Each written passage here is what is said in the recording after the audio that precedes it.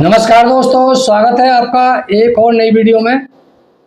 और दोस्तों, आज की वीडियो में हम बात करेंगे गाड़ी में होने वाली हाई स्पीड की बबलिंग के बारे में। तो मैं हूं नीला सिंह, आपकी कार का व्हील अलाइनमेंट एक्सपर्ट, और आप देख रहे हैं यूट्यूब चैनल अलाइनमेंट गुरु। तो दोस्तों, बबलिंग या वाइब्रेशन की हम बात करें तो जब गाड़ी में स्लो स्पीड में गाड़ी हमारी हिलती हुई सी फील होती है, या हमें जर्क सा लगता है, या गाड़ी हमारी लड़खड़ाती है, तो उसको हम कहेंगे गाड़ी बबलिंग कर रही है।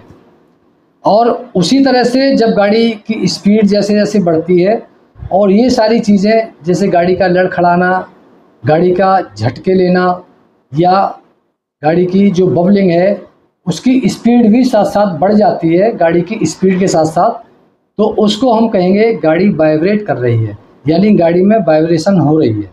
तो गाड़ी में जो बबलिंग या वाइब्रेशन स्लो स्पीड में हो सकती है, हाई स्पीड में हो सकती है, या किसी पर्टिकुलर स्पीड में हो सकती है। और कई बार ये जो वाइब्रेशन है या बबलिंग है वो इतनी भयानक हो जाती है कि हमें गाड़ी चलाना भी मुश्किल हो जाता है। हमें लगता है कि गाड़ी हमारी आउट ऑफ कंट्रोल हो रही है, गाड़ी कहीं किसी से टकरा ना जाए, इसीलिए हम उसका जो स्टीयरिंग व्हील है उसको कसकर पकड़ कर रखते हैं, जिससे हमें गाड़ी चलाने में बड़ी ही असुविधा होती है। तो अब ये जो बबलिंग है या वाइब्रेशन है वो क्यों होती है गाड़ी में, किस पार्ट से आती है, गाड़ी में ऐसी कौन सी कमी आ जाती है, या गाड़ी में कौन सा ऐसा कोई पार्ट्स ख़राब हो जाता है जिससे गाड़ी हमारी वाइब्रेशन या बबलिंग करने लगती है, उसके बारे में ही आज की वीडियो में डिस्कस करेंगे। तो दोस्तों, सबसे पहले जो वाइब्रेशन का कारण होता है गाड़ी में वो है गाड़ी का व्हील। गाड़ी का व्हील एक रनिंग पार्ट है जो हमारे रोड के कांटेक्ट में रहता है और निरंतर घूमता रहता है। उसकी वजह से गाड़ी में बबलिंग 90% होती है। अब व्हील में क्या क्या खराबी आ सकती है, तो सबसे पहले जो व्हील में एक टायर होता है और एक रिम होता है। अगर टायर में हमारी कोई प्रॉब्लम है, जैसे टायर अनइवन घिस जाता है, टायर फूल जाता है, टायर कहीं हमने रिपेयर कराया है, टायर में कट लग जाता है, तो उसकी वजह से यह टायर डी शेप हो जाता है, टायर की जो शेप है वो अनइवन हो जाती है, और जैसे ही वो रोड के टच में रहता है, रोड के संपर्क में चलता है, तो वो वाइब्रेट करने लगता है, और उसकी वाइब्रेट करने से, लड़खड़ाने से हमारी गाड़ी, पूरी गाड़ी हिलने लगती है, स्टीयरिंग भी वाइब्रेशन करने लगता है। इसके बाद व्हील में दूसरा पार्ट्स है रिम। अगर रिम हमारा कहीं बेंड हो जाता है, कहीं से अनबैलेंस हो जाता है, तब भी हमारी गाड़ी वाइब्रेट करती है, हिलती है, स्टीयरिंग व्हील हिलता है। अगर ये दोनों चीज़ सही है, व्हील की, टायर और रिम, तो इसके बाद व्हील का बैलेंस आउट हो सकता है। व्हील बैलेंस आउट हो जाना, जैसे अगर हाई स्पीड में आपकी गाड़ी वाइब्रेशन करती है, वाइब्रेट करती है, हिलती है, तो आपकी जो गाड़ी का व्हील का बैलेंस है वो आउट हो जाता है। क्योंकि इस गाड़ी का जो व्हील है वो बिल्कुल सही है, रिम भी सही है, टायर भी सही है, तो उसमें जो वेट होता है, वो चारों तरफ जो वेट होता है उसमें वो इक्वल रहना चाहिए। तो वो वेट को इक्वल करना होता है व्हील बैलेंसिंग के द्वारा, और व्हील बैलेंसिंग करके हम उसके चारों तरफ वेट को इक्वल कर सकते हैं, जिससे वो बगैर किसी लड़खड़ाते हुए रन करता है और मूव करता है, तो जिससे गाड़ी में कोई भी किसी भी तरह की वाइब्रेशन नहीं होती है। तो तीसरी जो चीज़ है वो गाड़ी का व्हील बैलेंस अगर आउट हो जाता है तो उसकी वजह से हमारी गाड़ी बबलिंग करने लगती है।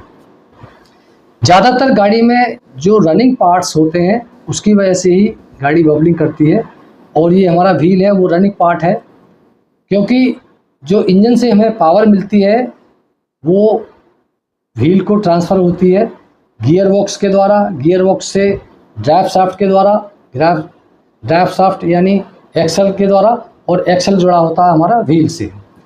तो ऐसे ही दूसरी जो प्रॉब्लम होती है वो होती है एक्सल से। एक्सल भी रनिंग पार्ट है, वो घूमता है और वो पावर ट्रांसफ़र करता है व्हील को।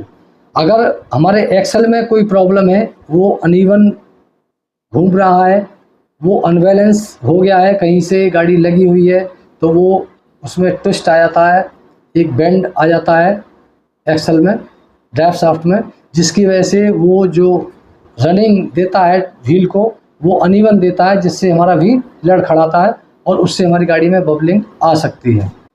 अब तीसरी जो चीज़ है वो है व्हील बेयरिंग, यानी जो हमारा सपोर्टिंग पार्ट्स है, व्हील का सपोर्टिंग पार्ट है व्हील बेयरिंग। अगर बेयरिंग में आपके प्ले है व्हील बेयरिंग में, तब भी आपकी गाड़ी में बबलिंग आ सकती है, क्योंकि वो व्हील को एक अच्छी गति नहीं दे पाएगा, एक उसमें जो प्ले रहेगी वो व्हील को लड़खड़ाएगी और व्हील के लड़खड़ाने से हमारी गाड़ी में बबलिंग आ सकती है। तो तीसरी चीज़, व्हील बेयरिंग ख़राब होगा, उसमें प्ले होगी तो हमारी गाड़ी बबलिंग कर सकती है। इसके बाद आता है गाड़ी के ब्रेक्स, यानी व्हील के पास हमारा डिस्क रोटर लगा होता है। डिस्क रोटर में कैलिपर होते हैं, कैलिपर में ब्रेक शू लगे होते हैं, जिससे हम गाड़ी में ब्रेक लगाते हैं तो हमारा जो व्हील है उससे रुकता है। तो अगर जो डिस्क रोटर है ब्रेक का वो ख़राब हो जाता है, या हमारे ब्रेक शू ख़राब हो जाते हैं, कैलिपर्स ख़राब हो जाते हैं, डिस्क रोटर कहीं अनइवन घिस जाता है, या डिस्क रोटर गर्म होकर कहीं से उसमें बेंड आ जाता है, अनइवन आ जाता है, तो उसकी वजह से भी हमारी गाड़ी बबलिंग करने लगती है। क्योंकि जो कैलिपर में लगे ब्रेक शू हैं और जो हमारा डिस्क रोटर है उसके दोनों के बीच में एक मामूली सा अंतर होता है, गैप होता है 1 mm के आसपास का, और वो 1 mm के पास अगर हमारा कहीं व्हील जो डिस्क रोटर है वो अनइवन होगा या अनइवन घिस जाएगा तो वो बार बार उसे लड़खड़ाएगा, हिलाएगा, जिससे हमारा पूरा व्हील हिलेगा, फिर हमारी गाड़ी में बबलिंग आएगी।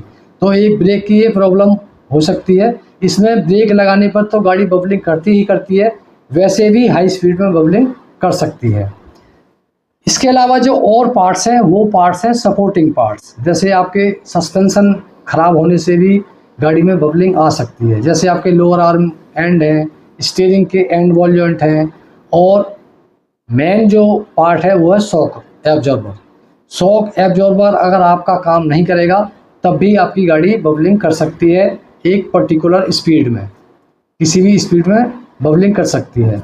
इसमें क्या है कि जो शॉकर हमारा ज़्यादा वीक होगा तो बार बार प्रेस होएगा, जिससे हमारी गाड़ी हिलेगी, बबल करेगी और हमें बबलिंग फील होगी, स्टीयरिंग पे भी आएगी और हमारा जो केबन है उसमें भी बबलिंग फील होगी। या गाड़ी का जो शॉकर है वो ज़्यादा हार्ड हो जाता है, शॉकर प्रेस नहीं होता है, यानी जो शॉकर का काम है शॉक को एब्जॉर्ब करना, यानी जो हमारे झटके लगते हैं गाड़ी में उसको एब्जॉर्ब करता है, इसीलिए उसका नाम रखा गया है शॉक एब्जॉर्बर। तो वो कई बार जो हमारे झटके लगते हैं वो उस झटके को, उस शॉक को एब्जॉर्ब नहीं कर पाता है, जिससे हमें पूरा जो झटका है, पूरी जो बबलिंग है वो हमें फील होती है। तो ऐसी कंडीशन में शॉकर अगर ख़राब हो जाता है तो भी हमारी गाड़ी में बबलिंग आ सकती है। तो ये कुछ रीजंस थे गाड़ी में वाइब्रेशन के, हाई स्पीड में, स्लो स्पीड में या किसी पर्टिकुलर स्पीड में। अब इसका सॉल्यूशन क्या है? अगर व्हील से हमारी बबलिंग है तो सबसे पहले हम व्हील को चेक करें, व्हील में यानी टायर्स को चेक करें, टायर हमारा कहीं फूला हुआ तो नहीं है, कहीं अनइवन तो नहीं घिसा हुआ है। उसके बाद रिम को चेक करें, रिम कहीं से डैमेज तो नहीं है, कहीं से बेंड तो नहीं है, रिम अनइवन तो नहीं है।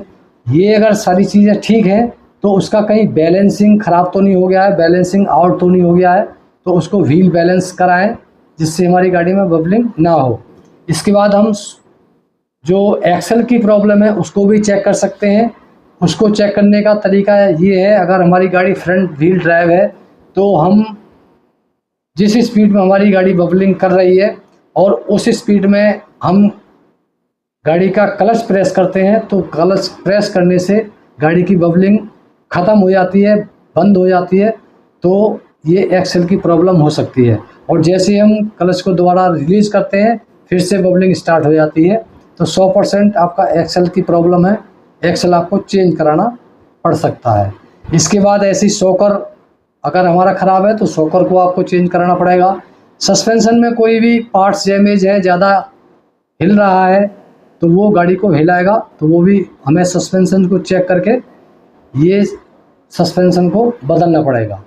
सस्पेंशन कैसे चेक करें इसके बारे में मैंने वीडियो डाली हुई है कई, वो आप वीडियो देख सकते हैं।